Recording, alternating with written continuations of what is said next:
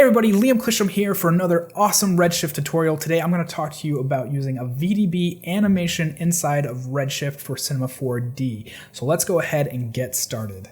Alright, so now that we're inside Cinema4D, let's go ahead and get moving with bringing a volume in. So to do that, we can either go down here where I've got mine docked and just hit Redshift volume, and I'll bring in a volume object. If you don't have yours docked in any location like this, you can get all this through the Redshift menu up here, and you can just go into Objects and Redshift Volume. And once you get your volume placed, you're going to go to your path and find the volume. Go ahead and click on this. I've got a sequence since we're going to be working with an actual animation, and just hit no to copying that for now. And when we look at it, we don't actually get anything showing up, and that's just to keep things really lightweight. But you can turn on a preview. And so you can go to preview bounding box, which makes this a solid box, so you can just have it sitting in your scene, or you can have points. And this particular sequence begins at 1. So I'm going to go ahead and adjust this to start at frame 1. And if I were to scroll forward right now, we wouldn't get any other previews. And that's because I haven't told it that I want it to be an animation. So we'll do that in just a second, but I want to talk about some other information that came in with this file. So I'm going to go ahead and put our points up to 100 and then talk about these. So down here under information, we have our channels. And this is information that a VDB will carry out of Houdini or whatever volume software you're working with. So a lot of it is density, temperature, heat, velocity data, and what that carries is different things for different parts of the volume. So density often relates to smoke. Temperature is going to be like fire color a lot of times. Heat also, depending on the program, can be fire color. And then velocity up here will control our motion blur. So if we turn on motion blur, it's going to get all that information from here. So I'm going to go ahead and just plug that in really quick with X, Y, and Z. And later, if we turn on motion blur, you'll see that it will render out with some blur added to it. And next, I'm going to go into the animation tab and choose simple. Loop is going to do what you think. It's going to play all the way through. Once it gets to the final frame, it'll loop back. Ping pong, it'll ping pong back and forth. So once it gets to frame 90, it'll go all the way backwards to frame 1, then from 1 to 90 and back and forth. So we just need simple. And what we need to do is hit detect frames. And you'll see right there, it now has start frame is 1, end frame is 90. And you'll see that Redshift is trying to render this. I'm just going to go ahead and hit stop for a second and move into position. And the reason I'm hitting stop is VDBs can get a little bit heavy for 1. And 2, I want to take the time to tell you about what happens if you move around a scene too quickly, if you have an animation, and also what happens if you use the timeline too quickly. So if I had this playing and I started to jump around, Redshift needs to recalculate this information every time we move through the timeline. And so you'll see I get a little circle each time I click, and that's just for our viewport. So imagine if we had this playing each time. If you aren't a patient person, try and learn to be patient with VDBs. I'm not saying that it's going to crash Redshift, but if you click around too quickly or you start moving around really, really fast, it can be a lot for not just your system to handle, but for Redshift to handle, and it can lock up and even crash. So take the time to move to the frame that you want to, take a pause, let it calculate, and then move again if you need to change frames. So you'll see now that we've got our animation loading and it's rendering accurately here. I'm going to jump to about frame 40. And this is just so we can start bringing in our material and getting stuff showing up in our render view. Because you'll see if I hit play right now, nothing's going to show up, even though I have this dome light. And that's because we don't have any kind of material attached to our volume. The light doesn't know what to render in this information here. So to get that, go to our materials, volume, and go ahead and throw this on the volume there. And we're still not going to get anything because we need to take some of this information here and plug it into our material. So I'm going to double click on that and bring up our material editor. And you'll see we have basic information right here. So in scatter, like I said in the beginning, it deals with smoke, and smoke is usually a scattered element. So we're going to go ahead and put density right there. And down here for emission, we're going to use the temperature to drive our color and emission. So you can see right there, we've already got our smoke coming in. If I was to play through, it would just show smoke. And as soon as I click off of temperature, it's going to start to emit where our fire and temperature is. We get this really hot glow, and that doesn't look anything like what we want. So we need to start tweaking some settings. So first off, to get our colors, I like to go in and go ahead and pipe in the colors of fire. So like a red, I'll click in here, drag this over, get our red, kind of something like that. Next up is usually a yellow. And as the fire gets hotter, it usually gets lighter. So I'm going to actually go into RGB and make this a pure yellow. And then white will be there. And I'm going to have just a really light blue in here. And you'll see we start to get some of our fire color in there. Let me close this out. And I'm going to jump up to frame like 70. You'll see it takes a second to load. And now it's preparing volume objects. So you can see now why I gave you that warning, just to let it do its thing, let it think about all these dots of information, what it needs to do. And so as I move up, you can kind of see we get some weird voxelization. And part of that has to do with the quality I rendered this out at. I wanted it to be fast, so I didn't do a very high quality voxel render for this VDB. If you don't know what a voxel is, you can go on Wikipedia and look that up, or just hop in one of the motion design Slacks and ask somebody. I don't want to get into it, but you can kind of think of it like a 3D pixel. So a 2D pixel is usually X and Y, and then a voxel is kind of like a three-dimensional pixel. It holds X, Y, and Z coordinate information. So that's why you get these little cubes. So to combat that, we need to go into our advanced attributes. I am going to use it here, but you can also get to it through here in your material editor under advanced. And so first I'm going to start working with the old min and max of density, and then we'll work on our emissions too. So I'm going to bring this down, see if that helps anything. And it's a little bit of playing a game. So you can see up here, it gets pretty sharp and clear. But if I bring this down here, it starts to do the inverse. It kind of doesn't add so much sharpness, but starts to feather that. So that's why I say it's kind of a game that you have to play with. And so it's not really adjusting our brightness because our density is with smoke. So let's see if we can just bring down our scattering and see if that helps with how bright this is. And it's kind of doing that a little bit. And then our absorption, if we bring this up, we'll start to bring in some more of our smoke. So now we're starting to bring out those details. And like I said, I didn't do a real high quality render with this. Sometimes you can just leave your absorption at 1 and it looks great. Sometimes you need to make some big adjustments. So I'm going to go ahead and bring this up to like 12 and really bring in some of this smoke detail again, and maybe bring up this scattering just a little bit in here. And then down here, like everything, there's always a ramp that you can work with. I'm going to set this ramp to something like square. We'll just keep it nice and simple. And that's getting a little hot again, some areas. So I'm going to delete these out and start to play with these a little bit. I think I'm going to move this way some, kind of feather that out, maybe even bring this in some. It's starting to get a little too light. If we move this way a bit.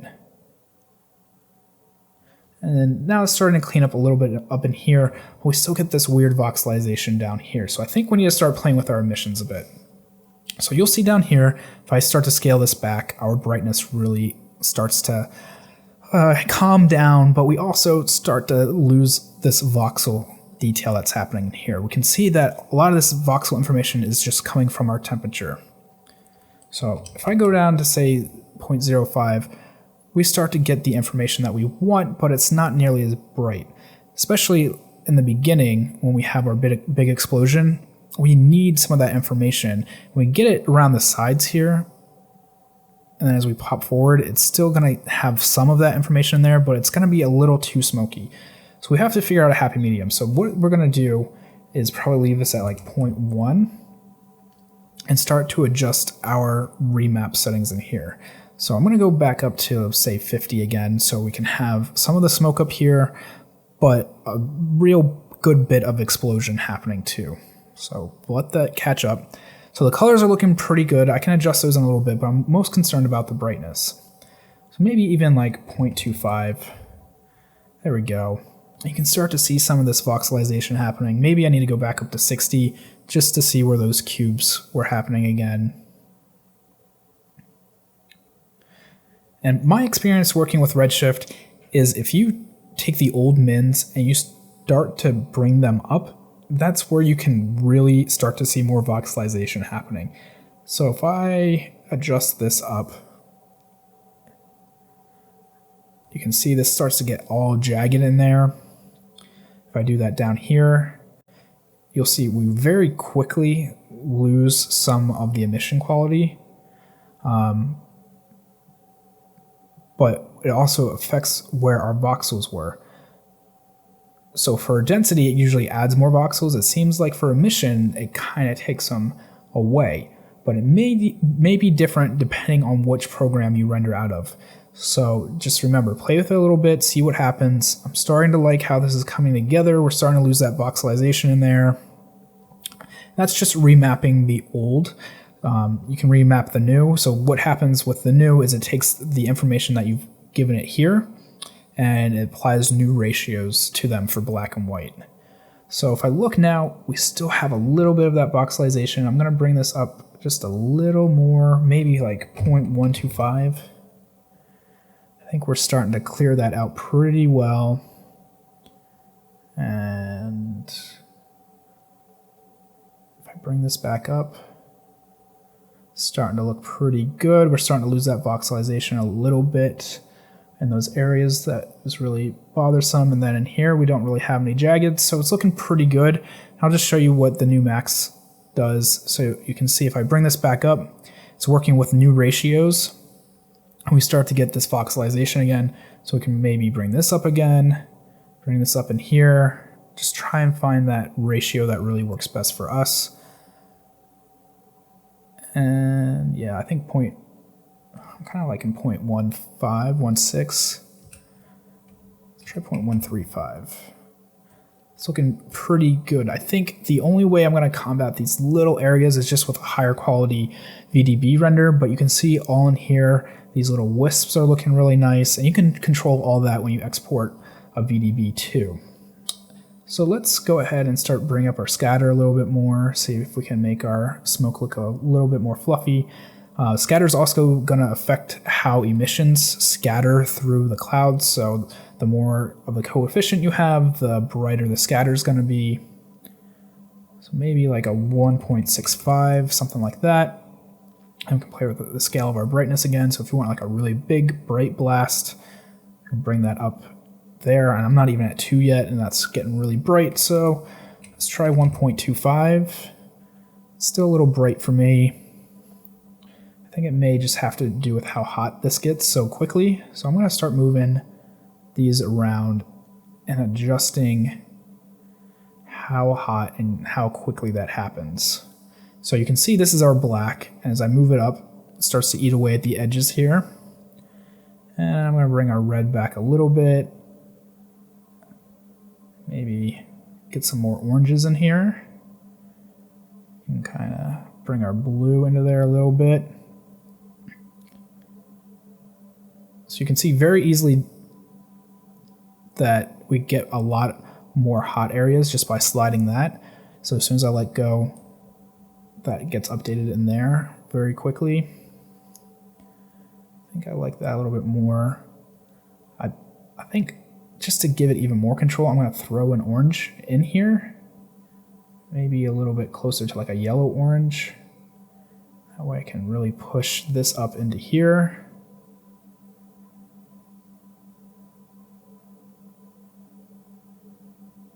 And that's starting to get where I want it. So it's getting too hot by adjusting that middle sector. bring that up in there. And that's starting to look good. So let's start at the beginning, say like around frame 2, frame 3, see how this explosion looks from the beginning, and then we'll move forward. So just playing catch up right now. And as you saw, I clicked twice. I first started with 3 and then went to 2, so it's got to take a second to capture that information and then adjust back down to 2. So that's looking pretty good. It's pretty bright right in there. And then let's go up to say frame 20, see where we get with this. So we're getting some nice color coming through with our smoke in there. And if I jump up to frame 60, make sure we don't have any weird voxels, and then I'll jump up to frame 90 once this loads. And go to this here. Now something else I want to tell you too is make sure you have all your render settings set first.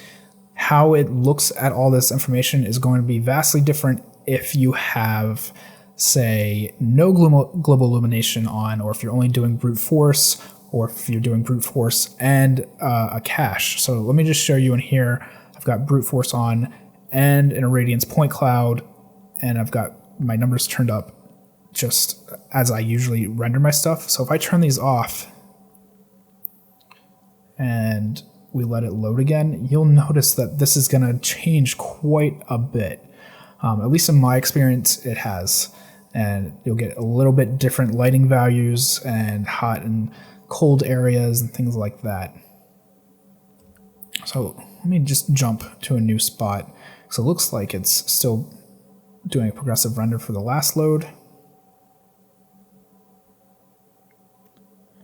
So it's not too much different, but you can see like right in here, we have this like hot tail coming off in there. And then some of these areas that we started to calm down a little bit, get a little bit of voxelization in there where it felt like we had taken care of it. So I'm going to go ahead and put my settings back. You can see immediately that the light areas in here got a little bit more saturated when I turn on my brute force. I'll turn on my point cloud. And the last thing I'm going to do is I'm going to go ahead and bring in this material that I already made and just throw it on here to see the difference. So I'll go like that. So you can see this one's a little bit darker. I've got a lot more black in here, and my coefficients aren't nearly as bright. I really like kind of like a darker cloud explosion going on, so that's what I did there. And if we come in here, you can see I really started to clamp my old max and my news, and then for shadow density, or not shadow density, just regular density. And then my emissions, I brought my old max up a bit, and then using that new ratio, I clamped it back down. So you can see very quickly, you can try and do look devs, and if I throw this one back on here, it gets really bright. So this one I brought it up a little bit again, just like I did in the other one, just not nearly as far. And these are pretty similar to what I had set up. And then of course you can just render out a sequence, and that's what I've got here. If I zoom back out, you can see this is from the test render that I did, and you get some really nice looking fire really quickly. All right, thanks everybody for watching. If you have any questions, definitely hit us up on Twitter, either at Brograph or at _531. Go check out brograph.com/Slack and hit up the new Slack channel. Hop in there and ask us questions too. Give us show topic ideas for tutorials, or if you're a podcast listener, they're always looking for new show topic ideas. And we will see you in a few days for our live stream. Thanks so much.